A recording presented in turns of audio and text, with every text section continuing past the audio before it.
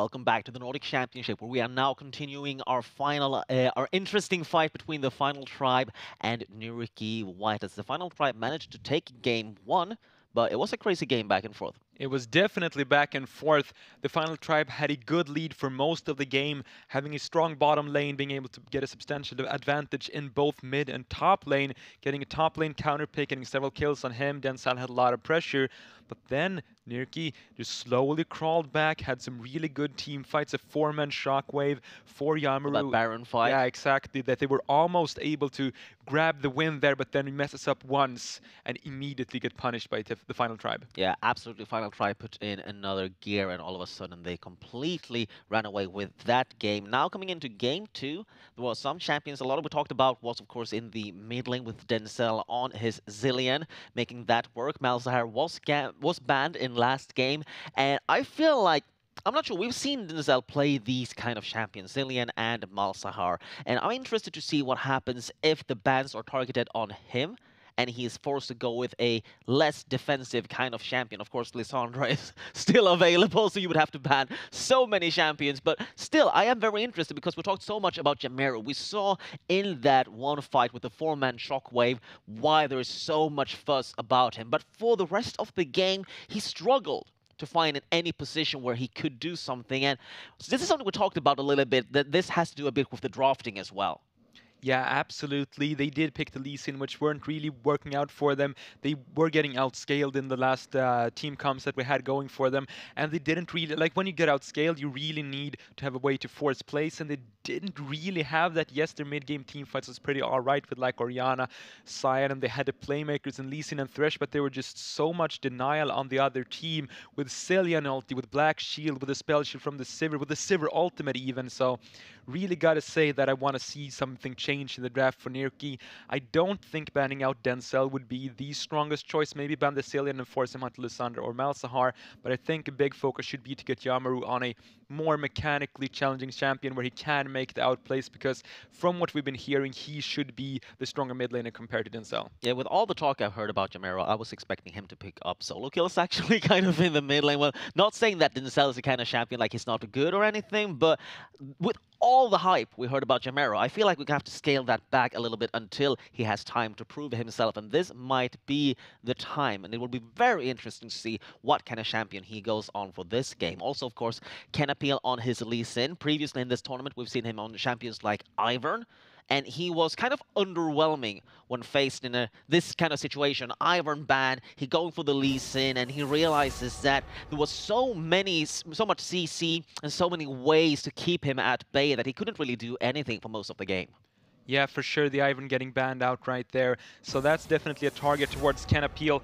Other strong champions that we're looking for are the top side king in Urgot. I'm gonna say that when the nerfs came into Sign, when the nerfs came into Aatrox, there he is on the banning list. Urgot is almost a must ban, and these two champions, Lucian and Urgot, that are banned by NYRIKKI, probably two of the strongest, if not the two strongest champions in the game right now. Absolutely. We saw Vaesor on the Sylas being very sticky on Stenboss's Sion, going with the build path that allowed him to win those long extended trades. The Cartus is taken off the table, and same goes for the Jace, as you mentioned, as both Vaesor and Stenboss like to play that champion, although Vaesor is not going to go for any first pick for this one. Thresh is, of course, still available for the first pick. We have one more ban left on the red side. Yeah, that's a good point. Thresh was the last pick. The last time around, Ezreal still really rises in priority to me when Lucian is off the table, which he usually is. And that is NYRIKKI. I'm not sure if they were just missing out on a ban, or if that's a strategy that you'd go for. I'm pretty sure they were just missing out on the ban and maybe not communicating it in time. Absolutely. So that is one ban that they did not get. Now the Final Tribe have the first pick. It's going to be the Sejuani yet again for Raxi.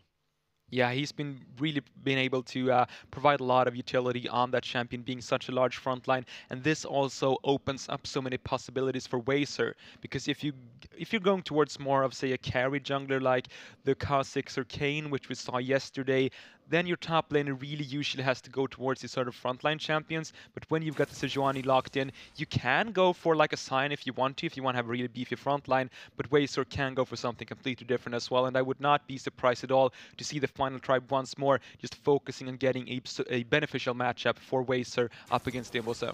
Absolutely, and here comes the Lissandra pick. A champion we talked about earlier is banned quite a lot. What's left open for this game? The SWE is still open. Yasuo is still Yes, open, who but else is still open? yeah, exactly. Cillian is still open. So looking at Jameru, I keep expecting to see him go for these kind of champions, but Lissandra is going to be his champion of choice. Of course, the thresh into the hands of Tiara, something that worked like decently last game, landed a few hooks, but didn't really have the follow-up needed. Maybe that will be different for this game. And of course, Kantos going yet again with his Sivir, having his trusty Cillian behind his back. Yeah, if it's not broken, don't fix it, is pretty much what TFT are saying right here. They were able to execute so well on these champions last time around, and I gotta say the changes from NYRIKKI, I like it. Getting the Lissandra in here as well because you're really drafting a ton of engage so far. You have, and there's the Jarvan as well. That is even more engage for you. Still, a flex pick can go both towards the top or the jungle, but they have so many ways of gap closing. Are they gonna be fast enough though to close it down on towards the Sivir with the on the hunt, the Cillian speed buff, and all of that defensive utility?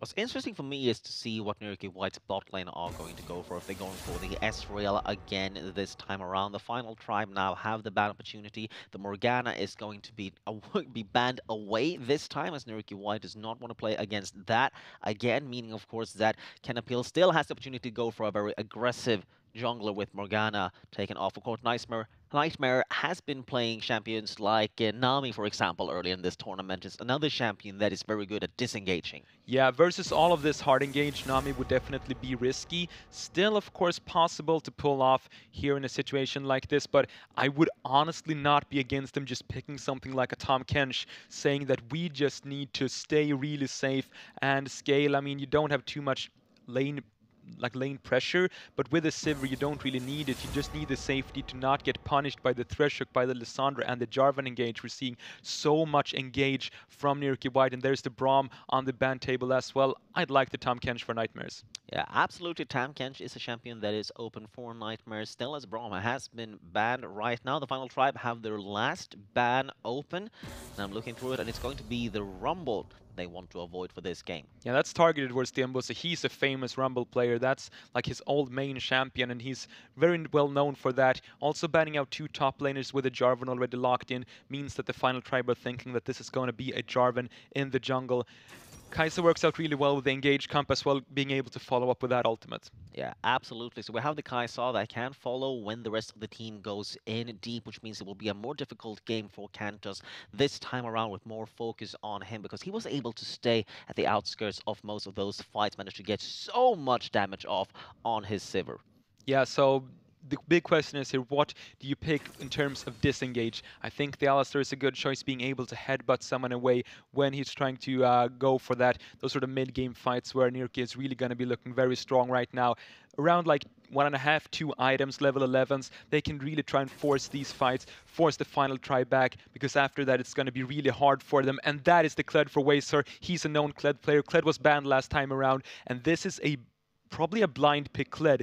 What is Tiembusa going to be playing against this? I have no idea. Absolutely, and Kled was banned last game against Vaser. Might have been, I don't know, with this last ban that didn't happen for NYRIKKI White, so this is something that might already be a little upsetting to them, but it's going to be the Scion for Tiembusa, actually now deciding to go with the Poppy instead, so we'll have something to handle the charges in with that Kled has, but still a dangerous thing to go against a player that is so known for this champion and that is so aggressive. Yeah, there is very many different interesting things to talk about in these drafts. One really cool synergy for the final tribal that I have to mention is the Kled W with the Sejuani E, because Sejuani is able to stun after a melee champion gets 4 auto attacks down on the enemy target. Kled with a W gets 4 auto attacks down at max attack speed. So insane amounts of potential to gank towards the top side with a safe bottom lane and the safe mid lane that just wants to wave clear. Rax is going to be sitting top side right here, trying to snowball Wazer with that great Kled Sejuani synergy. Absolutely, that is something that we can expect looking at Vaser being this strong top lane that just got the hands on one of his main champions. On the other hand, Stienbusa, he got the opportunity to counterpick this. We have the Jarvan in the jungle that is fairly strong in the early stages of the game in comparison to a Sejuani. So how will these junglers play around this? I think that NYRIKKI actually has the potential to look for something really early, like even a level 2 gank is possible on this Jarvan, one of the strongest level 2s in the game. And if you want to go perhaps up towards that top lane, try to punish Kled with a level 2 gank, it's sort of cheesy, but honestly, last time they showed that they were not really able to punish the final tribe early on, so I think they need to do something a bit risky to be able to improve on their early game, because like, what we saw last game was just the final tribe scaling up, not really getting punished too hard at any point. Yeah, absolutely. Canapil on his Lee Sin didn't impress as much as he did earlier on his Ivern. Now he's on the Jarvan instead. It's similar to Lee in comparison that both are fairly aggressive in the early stages and that you have that engage potential. Of course, Jarvan is easier to engage with just simply pressing R with a Cataclysm. And we have, I was going to mention, another pause.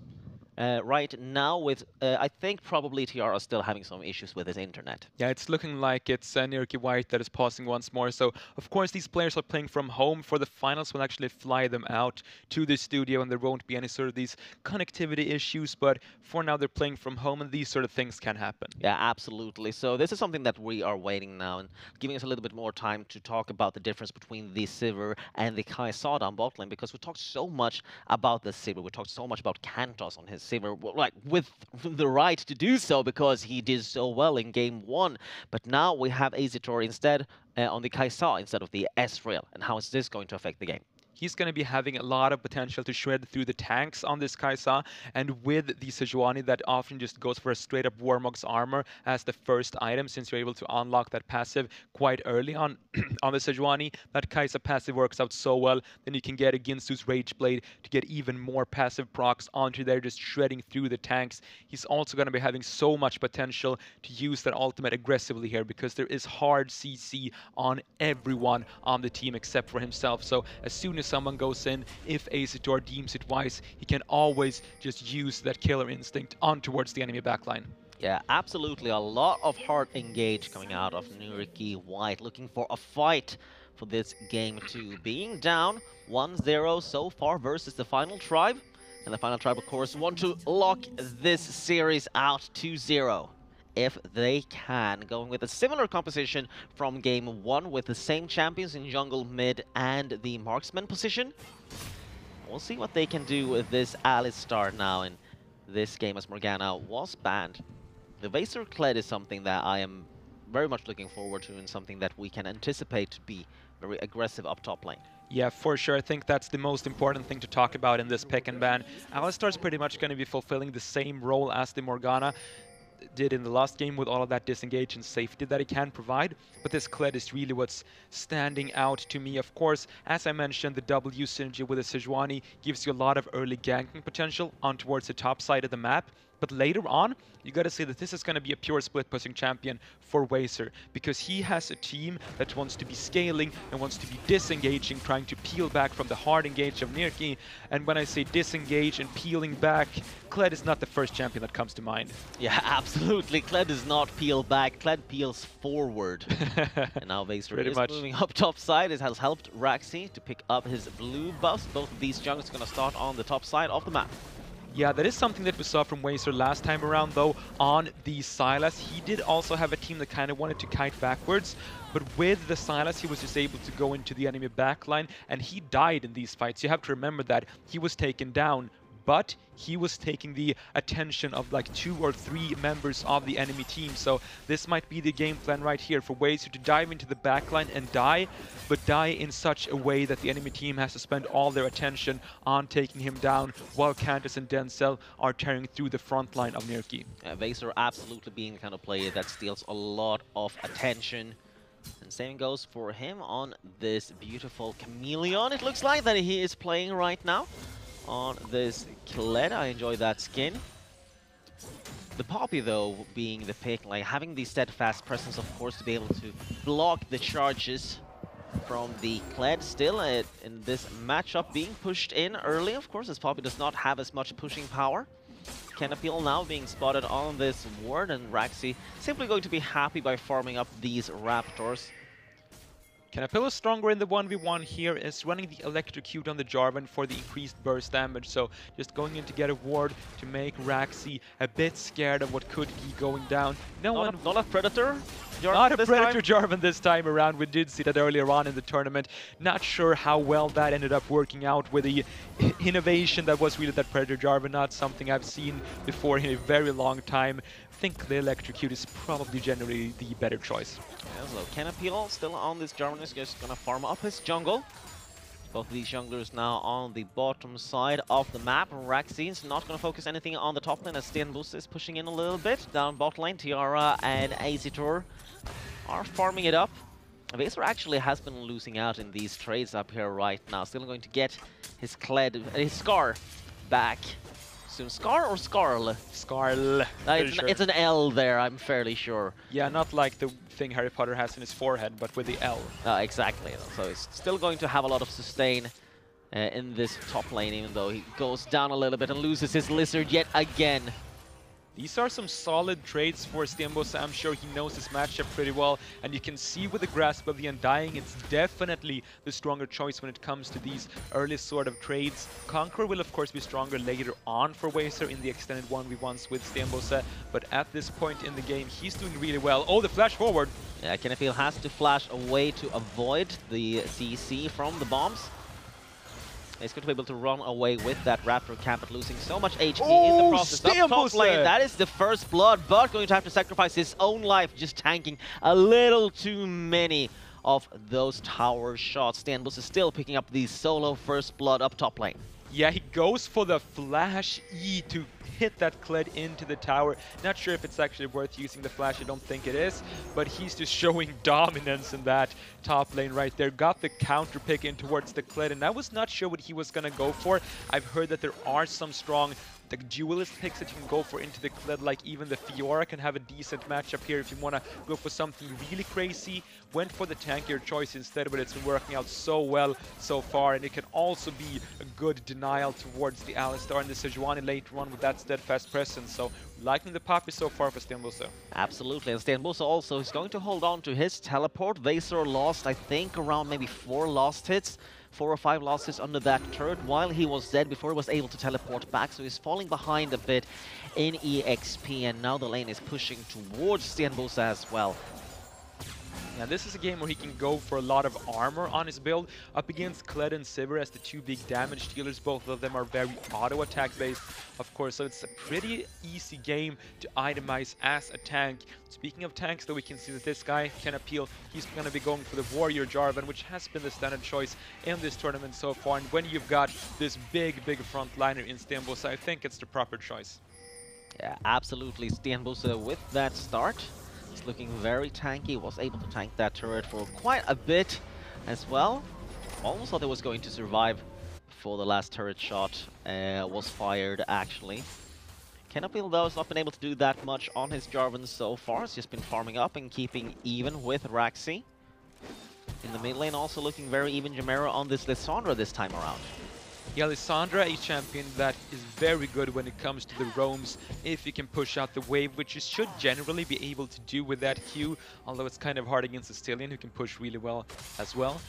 But Lissandra, if he should get into those side lanes, get the ganks off with the Aftershock, with the ultimate and W, there's so much CC, so much tower diving potential with the ability to self-cast that Glacial Tomb if that's what you want to go for. So if Yamaru ever gets lane priority and can pull some more sort of plays off together with Kenapil in either one of the side lanes, the final tribe has to be very careful of that, but so far Denzel is just pushing the waves back and forth over and over, so Yamaru can't really get any freedom to be able to roam. Now Jamaru is stuck in this mid lane as Denzel is pushing it out on his Cillian, very comfortable with that pick. Down the bot lane also speaking about comfortable, Azitor versus Kantos. Kantos is very happy just farming it up. He's going to get a little bit of farm tax in the jungle as well on this Sivir. Anything to just make sure that he stays even, as there's a level 6 now on Azitor down bot lane versus his level 5. Azitor had the teleport, of course, to get back with a good recall timing. Level 6 is now there for Canopy, so able to utilize that Cataclysm to gank. Level 6 should soon be there for Raxi as well on this Sejuani, so really looking for these junglers to pull off some sort of plays. Raxi is actually going to be hitting level 6 after taking down the Crab, and with that ultimate on towards the top side, not even sure if he can go for Stembosa with that because he's really tanky on this Poppy and can deny that Q. Yeah, absolutely. Still going to go for it. Glacial Prison is going to land. Vaser chasing this down. Wants to have his Skarl back for the fight, so he wants to get close enough to get those auto attacks off in the mid lane. It's going to be a little bit of farming down around this dragon, as Canapil immediately goes for this objective as Raxi was top lane. Vaser, though, was fairly happy to get that little ganking help.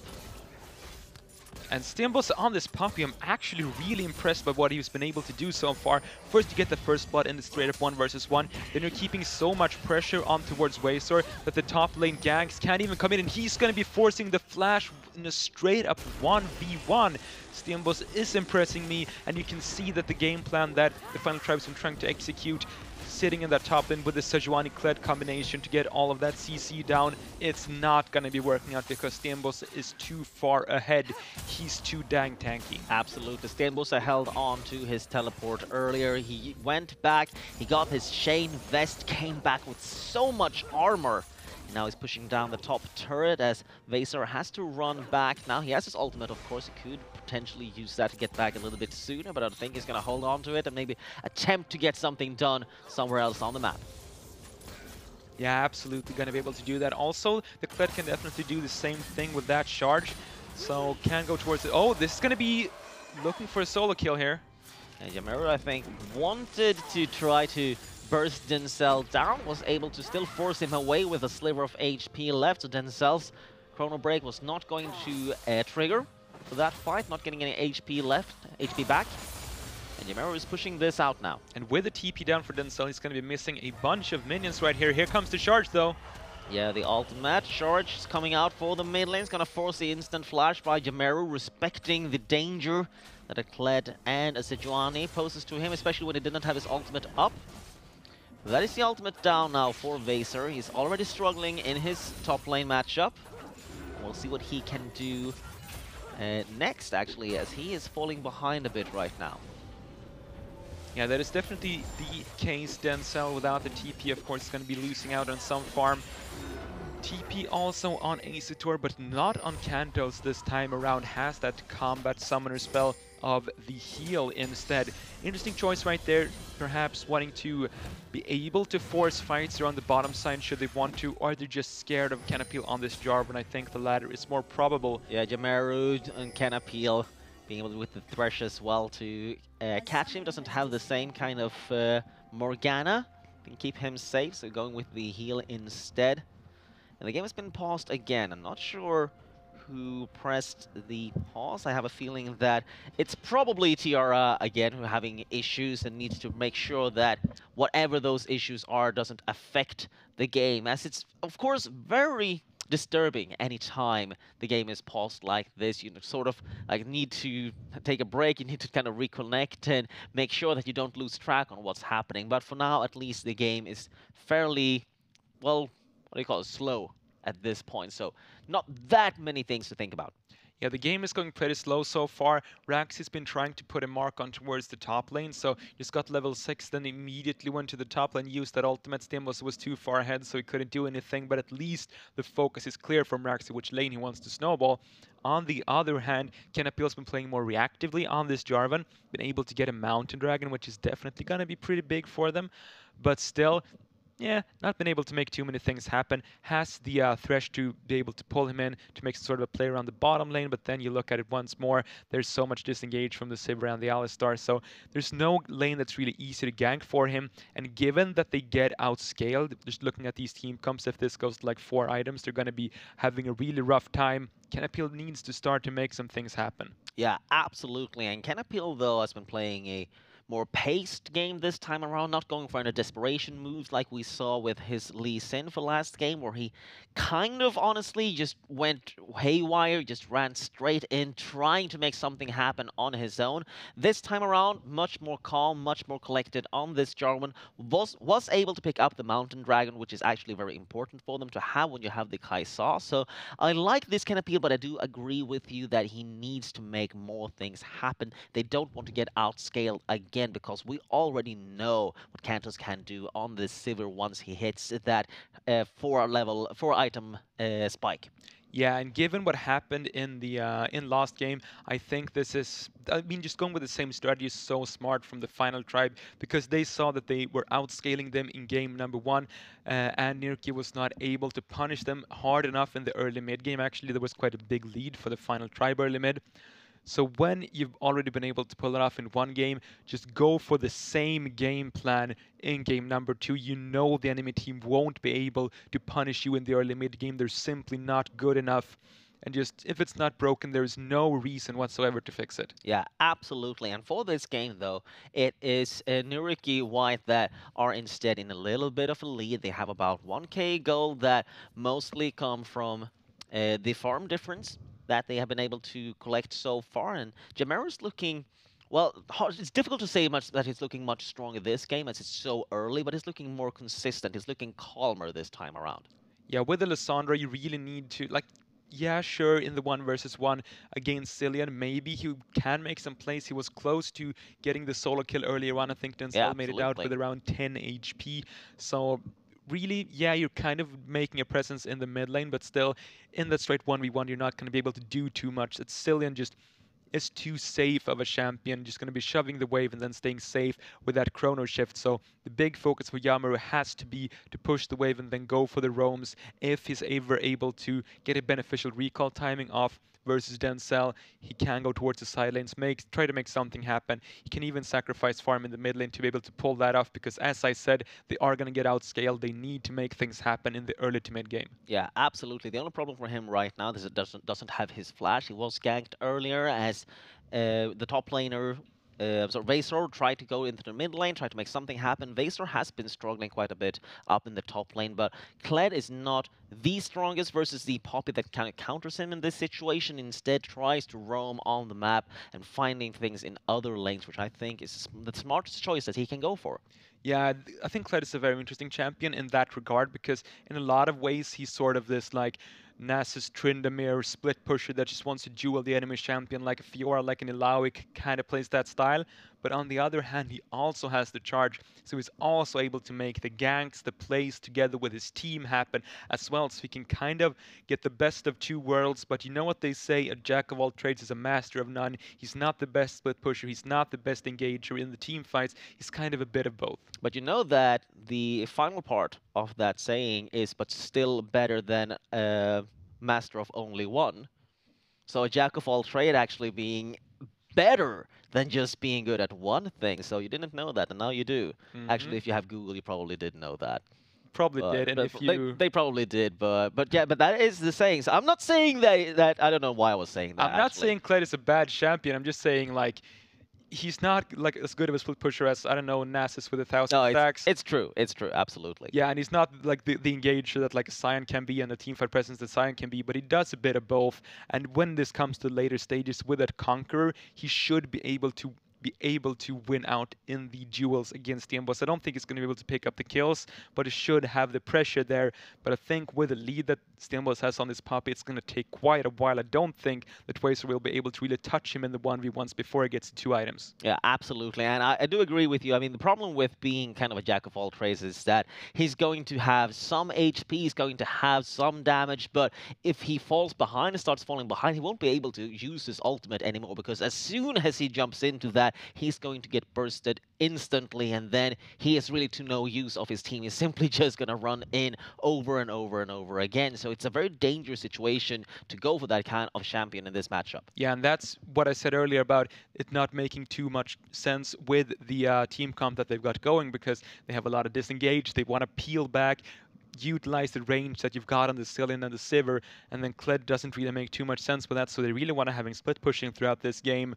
Not sure if they're gonna able to pull that off against the Mbusi, who's pretty big on this Poppy though. Yeah, absolutely. And Stan Busse with the Poppy, going with this counter, knowing exactly how to play versus this Kled is, well, it's obvious for him that this is a comfortable matchup for him. So something that they kind of expected, I think, to be like their ace in the hole. They have this Kled that can come out. They have this huge player on him. Might backfire because Stan Busse is very strong on his Poppy as well. Yeah, you can see that NYRIKKI really knew what was up. They were not surprised by this Kled pick at all. They actually banned it in the first game, in the second round of bans, and now this time around they have a counter pick prepared, so they know Waysor is a big Kled player, and they came prepared with a counter pick. Yeah, absolutely. We're trying to have a little bit of a look here to see if we have any information on this player that seems to have the connection issues. We don't have anything yet, so we're still waiting for this right now to see if we get any words about it that we can convey back to you. We've got something here. We did see that there was the final tribe actually had some connectivity issues Yeah. this time around, and said that Cantus had been having some issues there. Yeah, so it's Cantos this time around. And it's very important, of course, playing the Sivir to have to don't have any latency issues. To, of course, always be able to kite and play to the best of your abilities. And I did just get some information from our producer on what's been happening for Cantos. He did have a strömavbrott, Power shortage. power shortage, yeah, Like and power outage. power outage, something like that. You probably, like, we're all Scandinavian, you kind of know the strömavbrott, yeah, you know what we're talking about. So the electricity just went boom around in his area. Oh. Electricity went boom. I think that's the. That's exactly the- how you say it. When the power when think you have a power outage, you just go like electricity went boom. Someone please come and fix it for me. That's you. I you are think that's absolutely the correct. proper way of saying it. English good you speak. Many thanks. Yes. All right. So at least now we know what's happening. So we're waiting for hopefully his electricity to come back online again. That must be so frustrating for him. Pretty frustrating sitting there at your stationary computer and then just boom shuts down in the middle of the game. But his team were able to pause, and they are saying now in the chat that he is in the loading screen right now. Okay, So we should be starting out pretty soon. yeah, he will be back very soon, and I'm happy at least because there've been a lot of places in Sweden actually have been suffering from power outages and hasn't got their power back like for days.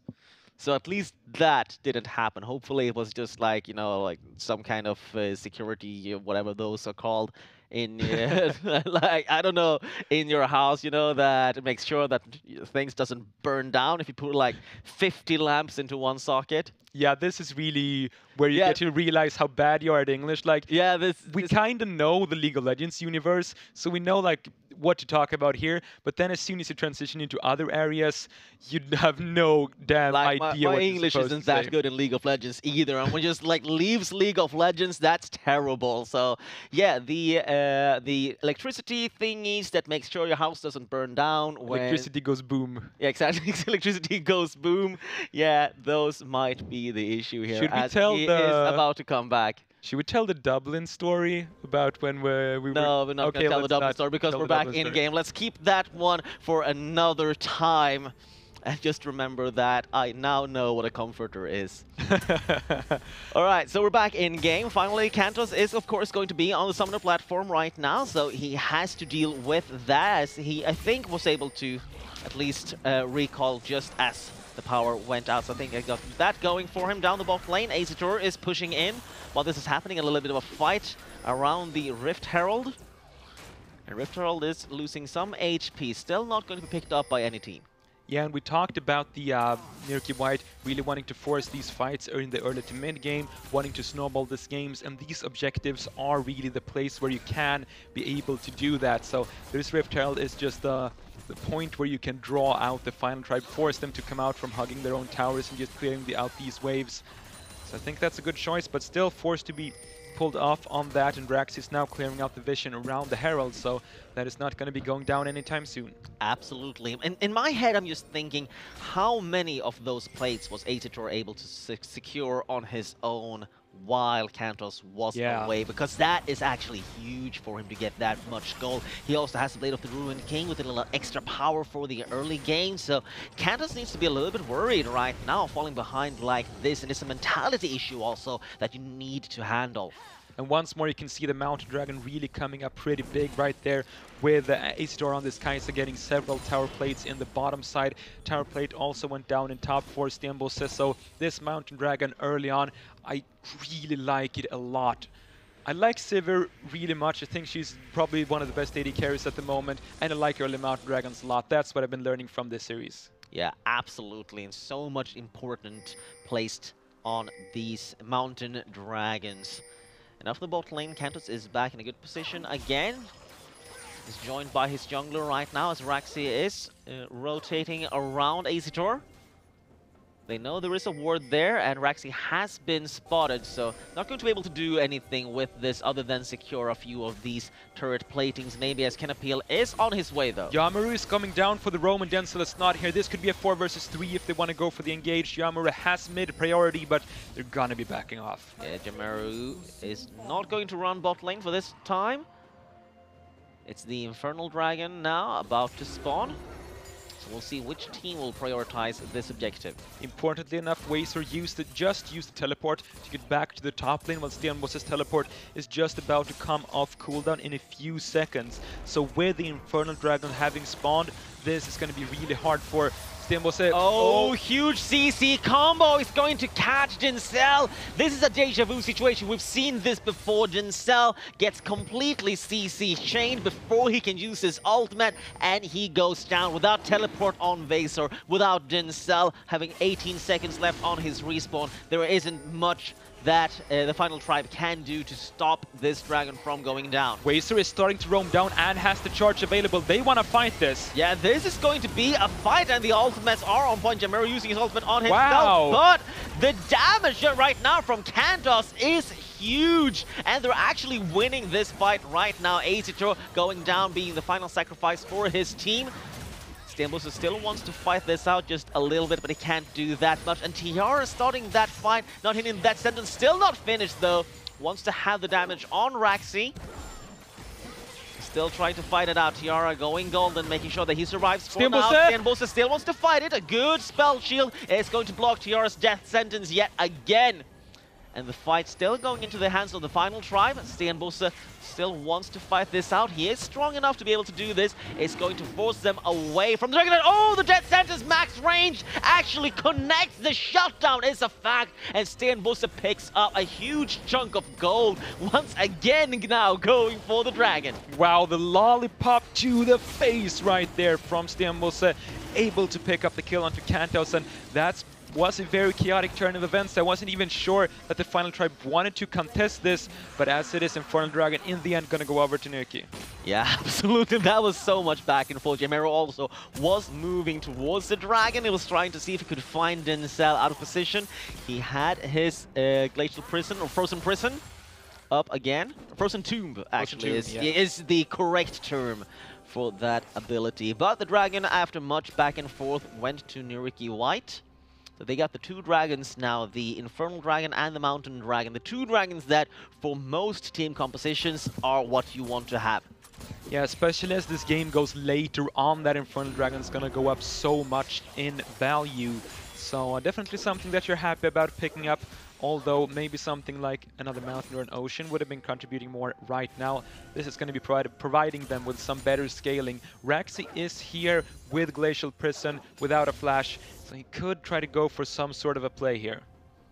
And Raxi likes to do this, hide out in the bottom bush, wait for anyone really, Tiara or Acidor, to get close enough to hit a point-blank Glacial Prison.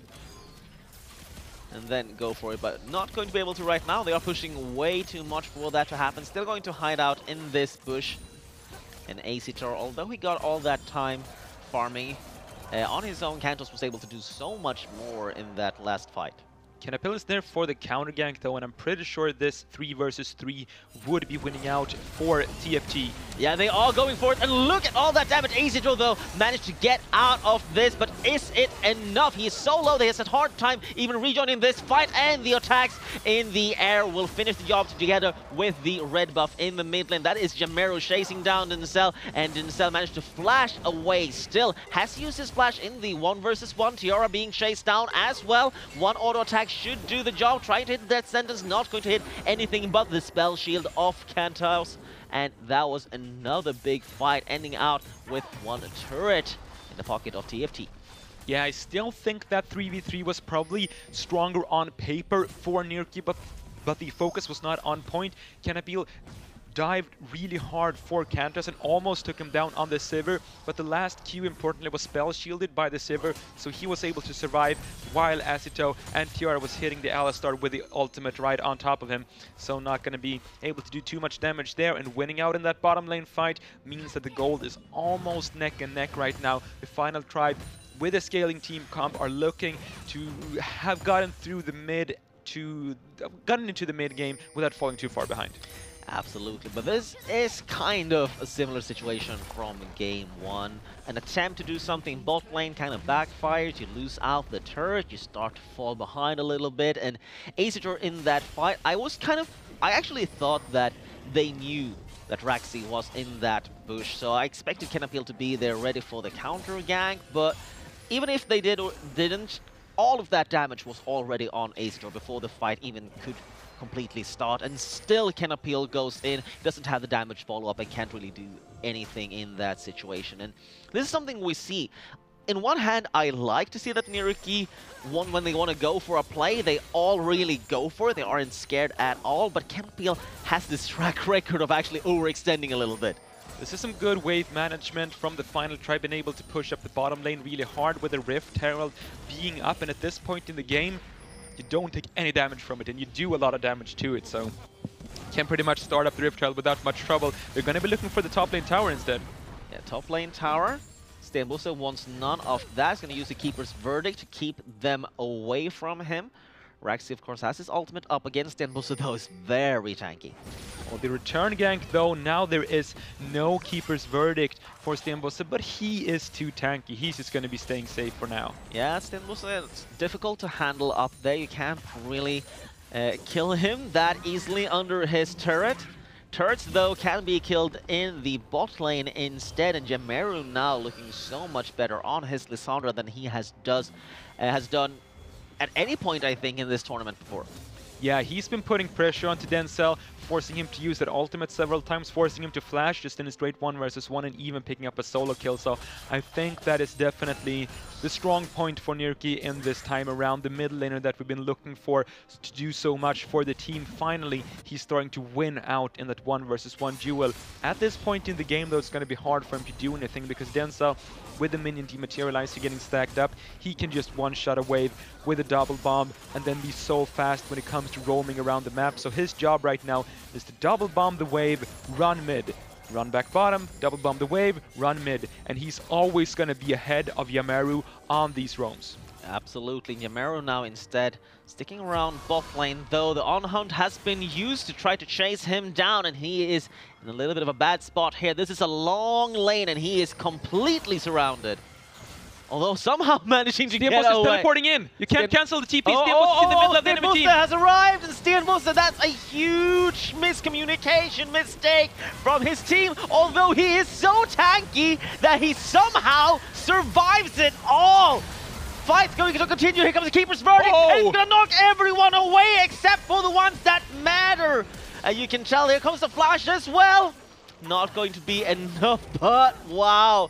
Kantos almost turning that fight around on his own. In the end, Tiara going back, sacrificing himself to make sure the rest of his team manages to get away.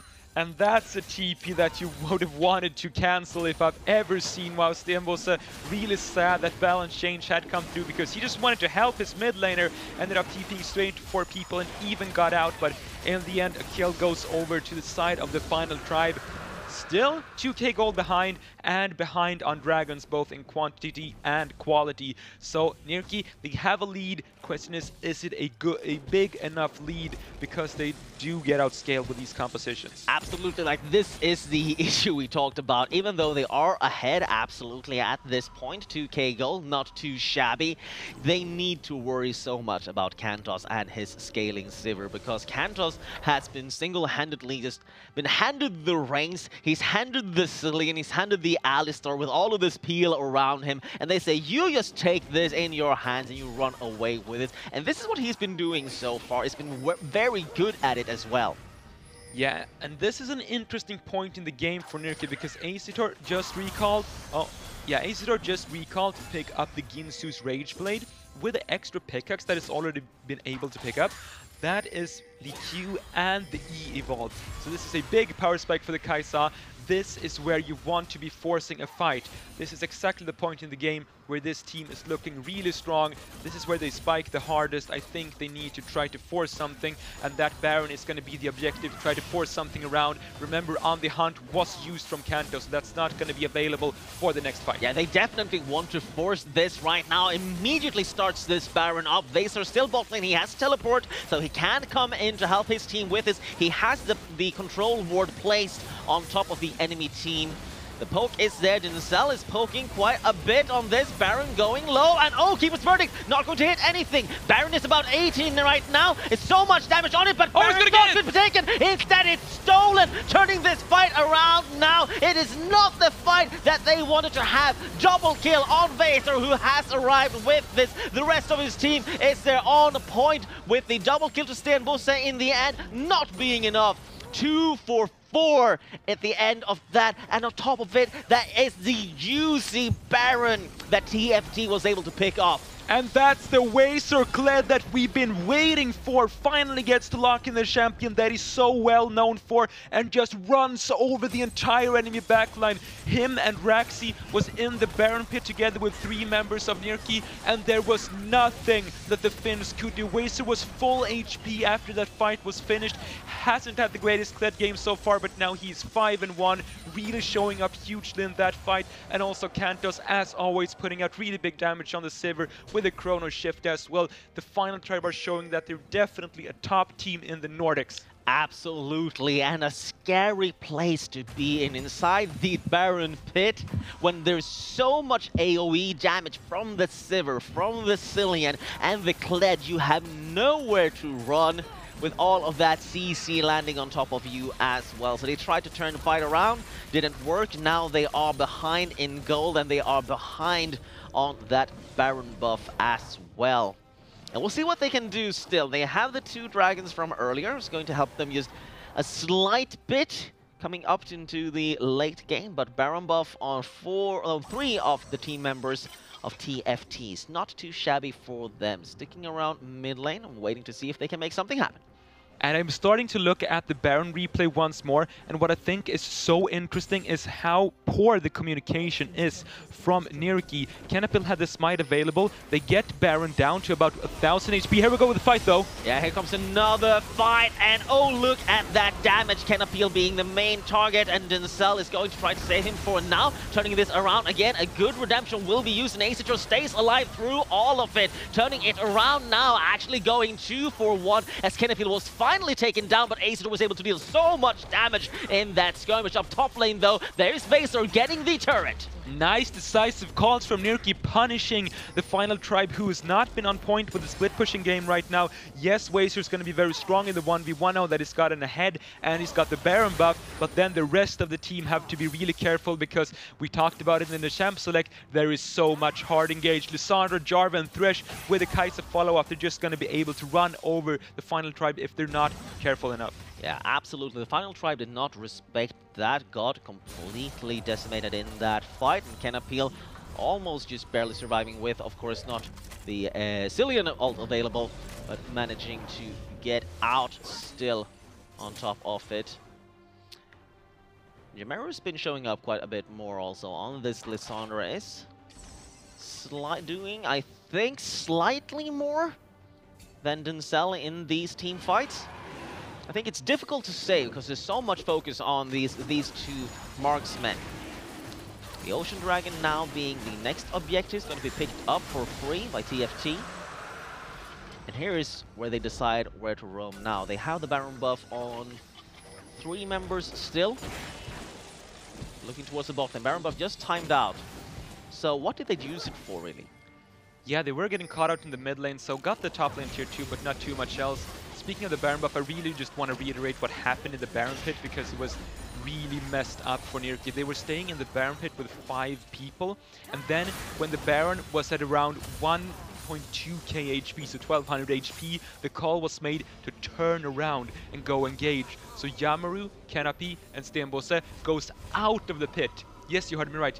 Canopy went out of the pit when Baron was at 1200 HP, so Rex and Wazer just says, oh, let's just walk in here, kill everyone, and then pick up the Baron, because it was at like 800 HP at that point, and Baron was pretty much donated over from NYRIKKI. That was a very sloppy Baron call, and I'm so sad for them, because they've been looking pretty good in this game. They've been bouncing back from the poor performance in Game 1, but that Baron call was just messed up in every way. Yeah, it was a really strange situation for them to just run away from their objective that they sacrificed so much to get. But in the end, TFT are going to be very happy with that, as they are now in the driver's seat. It's up to them to decide what will happen next. They're up about 2k gold so far. They have the Ocean Dragons, so not the best dragons in comparison to the Infernal Dragon and Mountain Drake at this point of the game, but still just having that little extra sustain is always, of course, I mean, anything that they can get helps to handle these team fights. Yeah, they have some mana-reliant champions in the Cillian and the Sivir, so Ocean Dragon definitely doesn't hurt.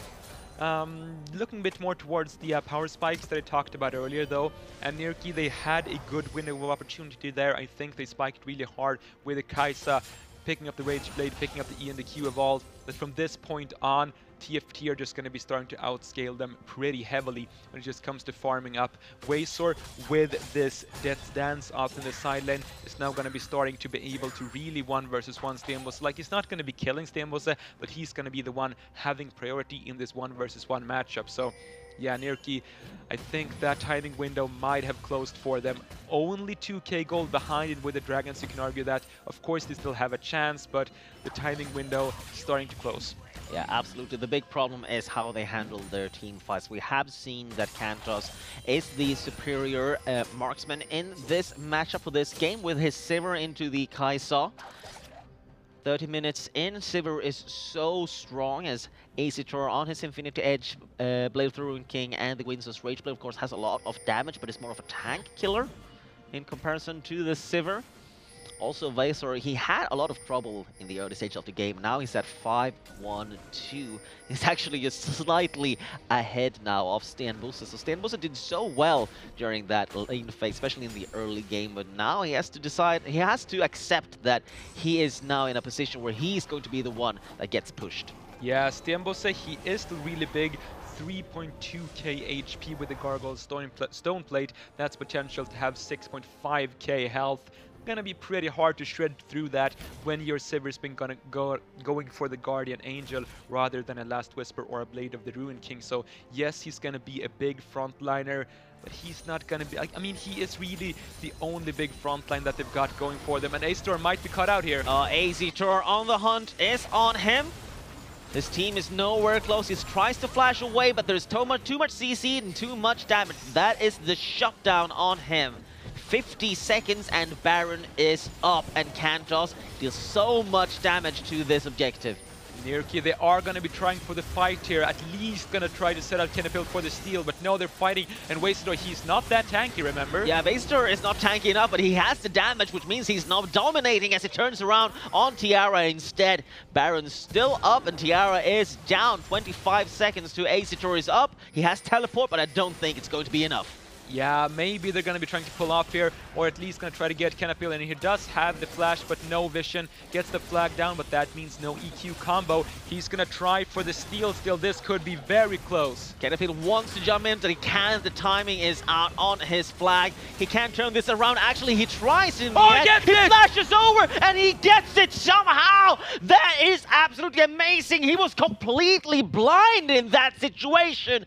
Somehow flashes over, instantly presses the smite, and I'm not sure how, but that was a 50-50 smite. You can see Raxi has his smite on cooldown right now. Both used it, but it was Kennefield that picked it up. Still, even with the Baron buff, are they going to defend this turret, though? That is the big question. Charge coming up, focusing down on Acitor. The box going to be dropped. He's going to kite everyone as much as they can, but Acitor is not in a position where he can shoot on anything. That means his front line goes down. Now it's up to him alone. He can't hold it up. That's a double kill for Kantos. That might be the game, Sang. They're going to be looking to try to end here. 5 seconds on Kenapil, but no flash, no ultimate on him. They could go for this. Kados is huge on the Sivir. Yeah, Jamiru using the ult on himself, manages to stay alive through all of it. Jamiru turning it around on his own. He gets Kantos, who chases him down around the turret. And this is still an alive game. Jamiru somehow managing to pick Kantos up. That is the finish faker that we mentioned. Well, I thought for sure that the game was going to end there, but gets down Kantos in the end. Hadn't finished the GA yet. And wow, such interesting turn of events. Also got to mention, when it comes to that Baron steal, amazing synergy from Kenapil and Stenbosse right there. TFT sent over the Alistar to interrupt Jarvan. They just want the Alistar to headbutt him away, to use the Q, to use all his CC to deny the Jarvan entry into the Baron pit. And Stenbosse was sitting in the perfect spot with the Steadfast Presence to deny that W from the Alistar, so he could not knock away the Jarvan. And then really good timing and a bit of luck for Kenapil to get in at the exact right time and get the steal. Overall, really, really good teamwork there from him and Stenbosse. Absolutely, Kenapil has proven himself this game, although he hasn't had the best time on this Jarvan. I believe that play makes up for all of it. Now, his team is still in the game, but I believe still that the final tribe, they are in the driver's seat. They still have what it takes to finish this game. They made a lot of mistakes, and it's up to them now to prove that they can actually close this game out. Unlucky with the Dragons, gotta say. Triple Ocean, yeah, it's pretty good, but versus a hard engaged team, they're not really happy with that. About a third left on the Baron duration, which is on Yamaru right now. I think it's only on Yamaru actually, yeah, so just one Baron buff, about a fourth left on that, so gonna be gone pretty soon. Absolutely. Also versus a Sivir, those Baron-empowered minions aren't going to be as strong with all of that damage that she has, with all of the wave-clearing potential also in that champion. Still, top wave is in a decent position right now for NYRIKKI. It's going to take a while for it to reach their Nexus turrets. Meanwhile, they're just stalling right now, waiting for the final tribe to make a mistake. Yeah, as you mentioned with the pushing top lane that they were paying out right there with the super minions, that's going to be eventually forcing someone from NYRIKKI to go deal with that. Fortunately enough for the Finns, they have 3 teleports available on the team, so actually being forced to send someone up to the top side, that's not going to be too much of a sacrifice for them. Interested to see what the final tribe are going to be looking to do here, because they can look for a dive if they really want to be playing aggressively with a Kled charge, but I don't think they're supposed to be doing that.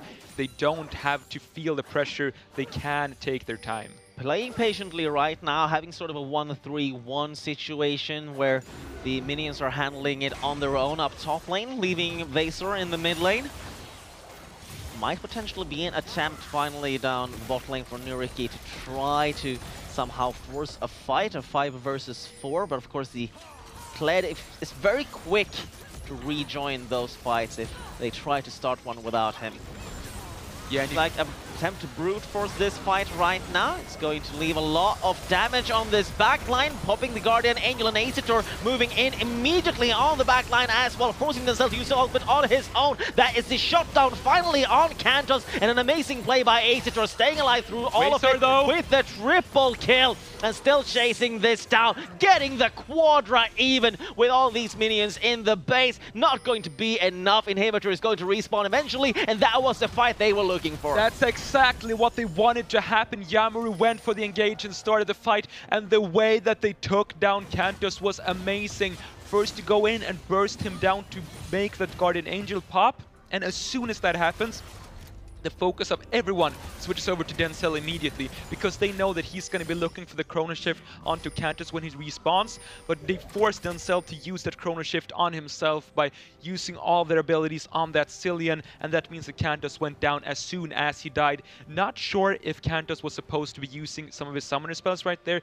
Dying with both summoners is rarely the correct decision. Still gotta say that was good focus from NYRIKKI White. Yeah, absolutely. Kantos was not able to get out in time. He had a flash, he had the heal. He was, I think, expecting to Denzel to be able to use Chrono Shift on him as soon as he came out of his Guardian Angel, but instead he was just stuck in a wrong position, and it was a fantastic use of his ultimate by Azitor to get into that position, making sure that Denzel had to use his ultimate early on himself. There was no way to save Kantos once he came out. Yeah, that was really well played from Azitor. You can see he's now full items on this Kai'Sa, and something that we didn't really mention is how large of a CS leads that they've gotten. This is partly from the inhibs on their team going down, because the waves are always going to be pushing into your own Nexus, so Azitor could always just roam towards the top side and pick up those minions. He's now 120 CS ahead of Kantos on this Sivir in the carry matchup, so about 2k gold up on this Kai'Sa. He's doing really well for himself, and 6th item Kai'Sa, he's... Oh. I'm not sure what happened. That was a little bit of a... that was strange. I thought for a second that Kenapil had DC'd and was just running out through mid lane, but that didn't happen. Maybe he's baiting the enemy team. Look, like exactly, like he's teleporting, using the that like experimental item from that other game mode, where you use it and you just teleport back where you were before. You don't know what I'm talking about. I have no idea what you're talking about. Or no, you don't play those game modes. Is it like Nexus Splits or something? Kind of like Nexus Splits. Are you thinking about Fortnite? Yeah, exactly. That was the game where you teleport back. All right, so Elder Dragon. You mean in terms of like mentally intelligence? Yeah, exactly. Okay, so let's focus here on this game and let's not talk about other games that aren't as good. The Baron is up, the Elder Dragon about to spawn in 10 seconds, and the blue buff is just picked up by Mr. Sten Busse here on his Poppy. Make sure to deny any resources that he can from the Swedish team. TFT now are looking for any opportunity they can to find a fight in their favor.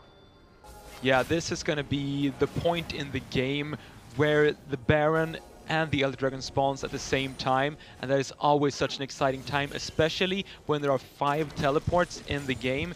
You really have so much potential to just start up either one of these objectives, and this is where the Mountain Dragon is really going to be shining. It's really good early on when you're able to stack up some of those tower platings for the extra gold, and at this point in the game, that's going to be very, very strong. Also, I gotta say that the neutral objective control that this 6-item Kai'Sa with the Blade of the Ruined King and the Ginsu's Rage Blade provides is going to be so strong. You're going to be seeing how he shreds through this Elder Dragon with the Mountain Drake as well, and this is going to be the final fight of the game, perhaps. Absolutely. Elder Dragon already low, but it is stolen. It's a reverse situation from before, and now the fighting starts out with a huge focus on the back line, jumping in. There is no real follow-up for this. Still, Chrono Shift is available. It's going to be able to save the teammate. Still kiting backwards as Kenapil was the first one to go. Now chasing this very extended team fight. Stambosa on the front line, handling this on his own as Vaser comes back again with his Skarl and forcing the team back towards the wrong side of the map as NYYRIKKI are kiting backwards, looking for the death sentences.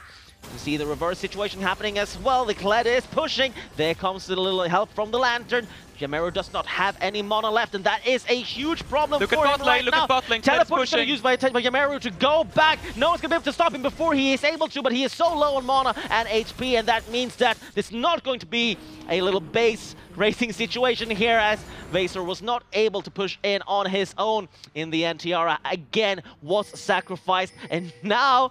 oh, look at Vaser. He's going to run into trouble under this turret. He's running straight into Azitor and Sten Busse. The focus now on the Baron, and there's nothing here that can stop them. The Baron is going down quickly, around a third of its HP. I don't think you're going to be able to see it. Again, it's still going in. Azitor flashing away, not being able to go though. With the Quicksilver Sash, is going to stay alive for a little bit, and the Baron was somehow stolen again. This is a mad game. Whichever objective you focus, somehow you lose it. Sacrifice are happening to the left and the right from both of these teams in the end, going away with something that they wanted. I don't even know what to say at this point, Sang. The gold is taking like, there's no goal difference. There's absolutely even a goal 42 minutes in. I think I'm counting to 3 Baron steals and 1 Elder Dragon steals throughout this entire game. I mean, 3 Barons still sang. Yeah, What yeah, more could you wish for? I know. This game Wow. is absolutely insane, and I think these players agree as well. We're 41 minutes in. It's still neck and neck. The inhibitor went down. Botlane as Vaser was able to pick that one up. Ace is not on the map right now, so the death sentence is just going to tickle right now as nothing really can follow up on it. But the long extended fight from earlier as well with the crazy rotation afterwards. We have 5 seconds down to Ace to respawns, and TFT decides to back off. Yeah, Acitor just sold his Blade of the Ruined King for a Guardian Angel, so he really needs some extra safety. Dove really hard into the enemy backline there around the Baron and ended up going down. And so much of his team's damage at this point does not have that top lane sort of semi-carry that TFT has, so he really needs to stay safe and not die. He doesn't have the luxury of the Chrono Shift from Asilian as well, so I think this Guardian Angel is a good choice because you know he's going to be aiming for that backline in the next team fight, which might decide the entire game. Absolutely, and he's using all of these items just to stay alive. It's the Mercurial Scimitar, it's the Guardian Angel. He used them just to stay alive for that split second longer around the Baron to allow Kenapil to jump in and steal it. But that is also something that, like, it shouldn't happen.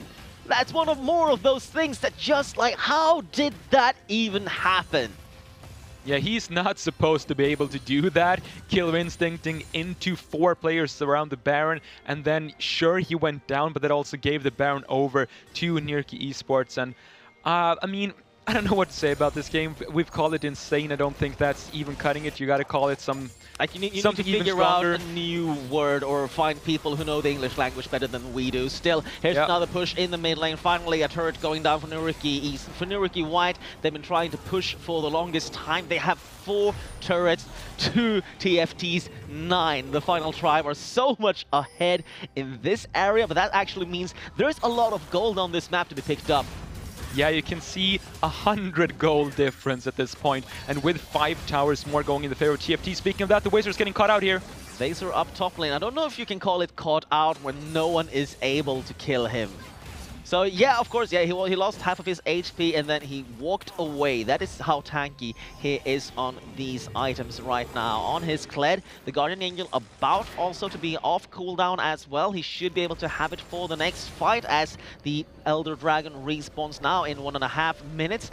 And that will be the ignition for the next fight between these two teams. Yeah, you can see how tanky Stimbos is getting at this point. Can pretty much afford to go for a full armor build in this game. Denzel's not putting out a lot of hurt at all on this Cillian. He's going to be providing the Chrono Shift, of course, and a bit of utility with the speed buffs and the slows, but when it comes to damage, Stimbos can pretty much ignore him and just stack the damage with the Thornmail completed as well.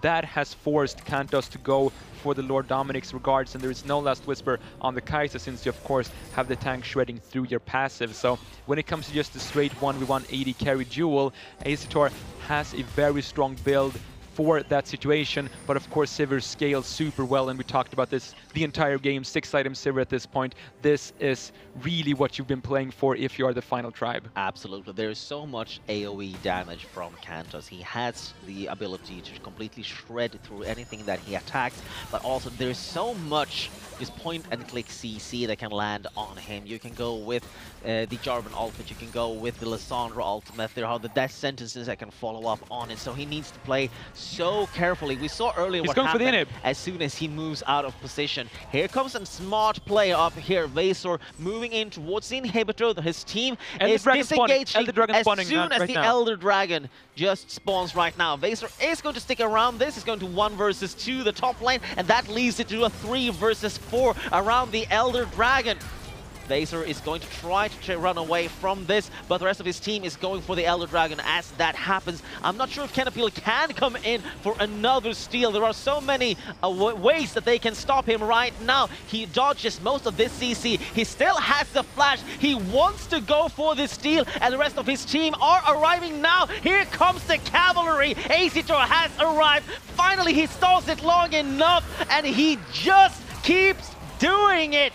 That was the steal yet again off on top of Vaser, trying his best on the top lane, and finally going down, meaning Azitor and Stenbose can run down to the Elder Dragon, and also Raxi, like, Worry doesn't really want to go for the Smite battle versus Kenapil. I think this was finally it. They got the Dragon. They have the kills. Vaster's 20 seconds from respawning. Same goes for Kantos. This should be the game. It's gonna take a miracle for the final tribe to hold on, and I don't think this is the game they want. Chrono Shift has been used. A big tanky Alistar in the middle of all of it, but there's no damage to follow up on all of this. CC, the turrets are gone, and NYYRIKKI, after a huge miracle, somehow turns it around and goes 1-1 with the final tribe. That was the craziest game that I've seen in a very, very long time. So many insane things happening back and forth for the entire game. But what finished it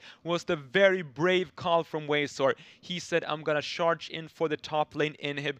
I'm gonna give my life for this structure and then give the team the ability to go for the Elder Dragon, but they just did not have the damage to take it down in time. And remember, both Stenbos and Azitor had the teleport, so as soon as they killed Waysor, they teleported back to the Elder Dragon, won the fight, and I did not think that they were going to win this game going 47 minutes in, but they did it. Oh, absolutely. What I expected to happen was to see that Kantos was able to, with the rest of his team, with Vaser was top lane, turning around with On the Hunt and simply just going hard engage really on Kenapil and just making sure that they got him or anything really that so that even when Azitor and Stenbose was able to arrive with the teleport, it was a little bit too late, that they couldn't handle this, as we have noticed many times before. Kantos was the stronger late-game marksman, but somehow, I don't know, turning it around. I think a lot of nerves also. Raxi not wanting the Smite battle, try to just stall it out,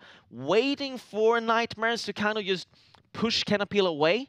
But he wasn't able to. Kenapil kiting around him so well, and finally always having that flash and smite available. And Raxi, I think that was just nerves, I believe. And they need to somehow reset now, because this isn't over still.